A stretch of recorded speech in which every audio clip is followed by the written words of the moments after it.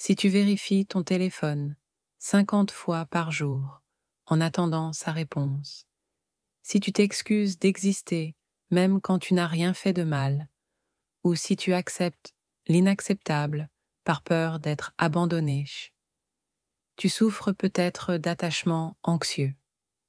C'est un schéma relationnel qui peut te causer beaucoup de souffrance, mais la bonne nouvelle, c'est qu'il est possible de s'en libérer. Dans cette vidéo, je vais te révéler les 7 signes que personne ne t'a jamais expliqués et surtout la méthode complète pour t'en libérer définitivement, pour enfin vivre des relations saines et épanouissantes. Moi, c'est Angèle Thématio, et pendant des années, j'ai été cette personne qui s'excusait de respirer.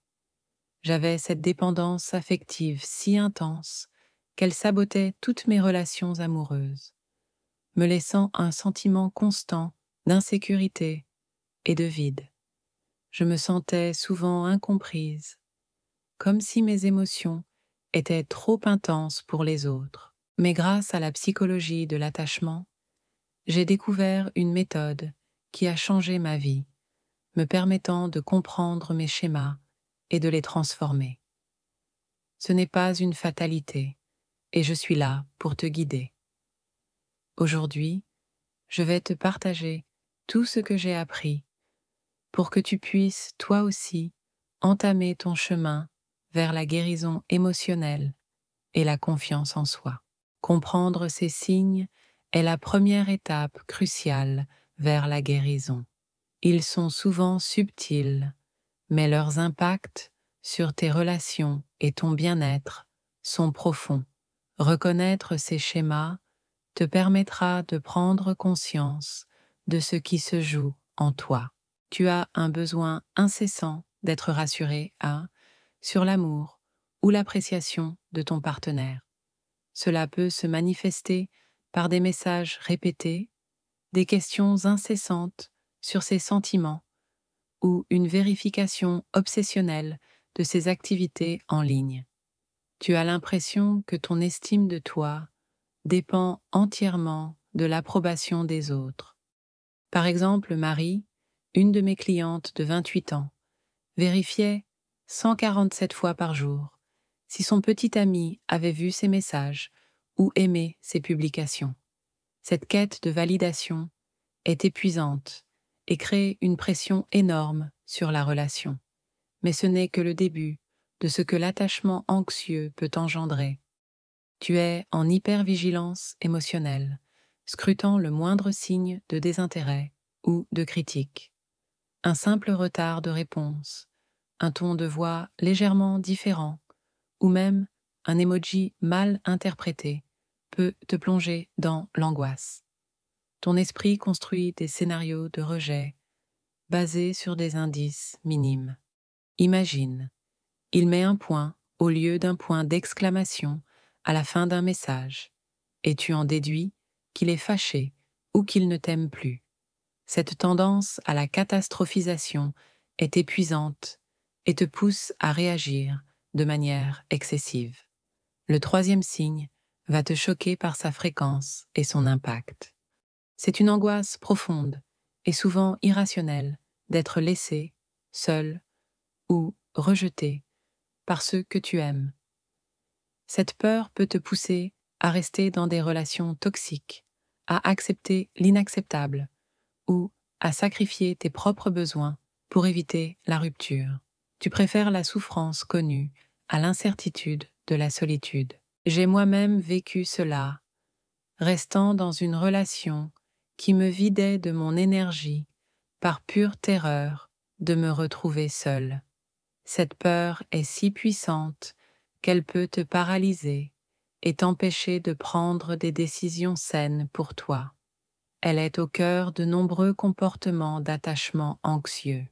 Par peur de perdre l'autre, tu peux développer des comportements de contrôle subtils ou manifestes. Cela peut inclure une surveillance discrète de ses activités, des questions intrusives sur son emploi du temps ou une jalousie excessive. Tu as l'impression que tu dois garder l'autre pour ne pas qu'il te quitte. Ces comportements, bien qu'issus d'une peur profonde, étouffent ton partenaire et nuisent à la communication de couple.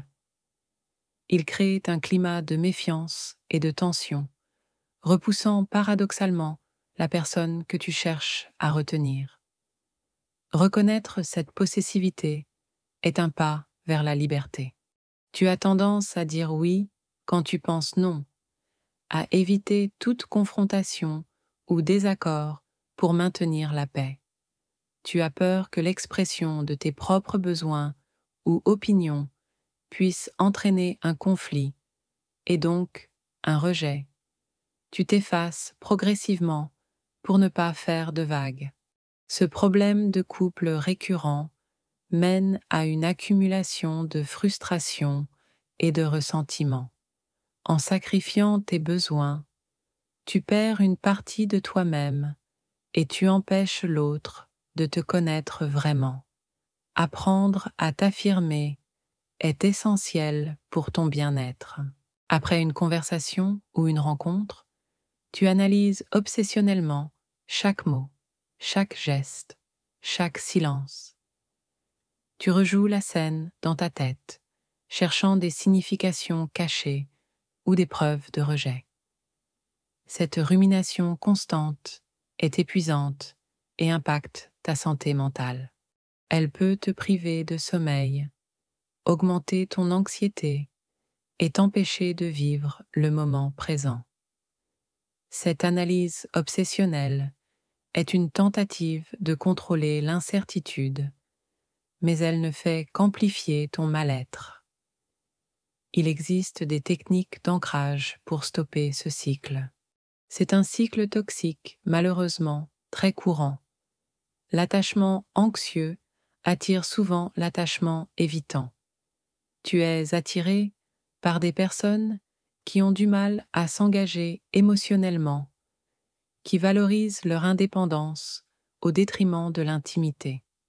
Cela renforce tes peurs d'abandon. Ce schéma se répète inconsciemment, te laissant dans des relations insatisfaisantes où tes besoins d'intimité ne sont jamais comblés. Comprendre pourquoi tu es attiré par ces profils est crucial pour briser ce cycle. Mais la bonne nouvelle, c'est qu'il existe une solution concrète pour transformer ces schémas. Maintenant que tu as identifié ces signes, il est temps de passer à l'action. Cette méthode en 3 étapes est un cheminement progressif vers la sécurité émotionnelle et des relations plus saines. C'est un processus de self-improvement profond, souvent soutenu par une approche thérapeutique. La première étape est de reconnaître tes schémas d'attachement anxieux sans jugement. Comprends que ce n'est pas une faiblesse, mais une stratégie de survie développée dans ton passé. L'auto-observation est clé ici. Tiens un journal émotionnel, quotidien, pour noter tes pensées, tes émotions et les situations qui déclenchent ton anxiété. Observe tes réactions sans les juger, juste pour les comprendre. Cette conscience est le début de la guérison émotionnelle. C'est en acceptant ce qui est que tu peux commencer à le transformer. Apprends à gérer tes émotions intenses et tes crises d'angoisse. La régulation émotionnelle te donne des outils concrets pour calmer ton système nerveux. Tu n'es pas à la merci de tes émotions. Pratique la technique de respiration. 4, 7, 8. Inspire 4 secondes. Retiens 7 secondes. Expire 8 secondes. Utilise l'ancrage corporel en 30 secondes. Concentre-toi sur tes pieds, au sol, tes mains, ta respiration. Ces outils t'aident à revenir au moment présent et à réduire l'intensité de tes réactions. Développe une confiance en toi solide et indépendante de l'approbation des autres. C'est la clé pour briser le cycle de la dépendance affective. tu es digne d'amour et de respect, juste parce que tu es toi. Utilise des affirmations spécifiques pour la confiance en soi, comme « je suis digne d'amour et de respect » ou « mes besoins sont importants ». Fais l'exercice des besoins personnels. Identifie ce qui te nourrit et ce qui te rend heureux, Apprends à créer des limites saines dans tes relations, en disant non quand c'est nécessaire. Maintenant, tu as tous les outils pour identifier et guérir ton attachement anxieux. Ce chemin demande du courage et de la persévérance, mais chaque pas te rapproche de relations plus sereines et d'une vie plus épanouie. Tu n'es pas seul dans cette démarche et de nombreuses ressources existent pour t'accompagner. Si cette vidéo t'a parlé, si tu te reconnais dans ces signes, sache que le changement est possible. Partage tes réflexions en commentaire, abonne-toi à la chaîne pour plus de conseils sur les relations et le bien-être. Et n'hésite pas à explorer des ressources supplémentaires ou à consulter un professionnel si tu en ressens le besoin. Ton chemin vers la sécurité émotionnelle commence aujourd'hui.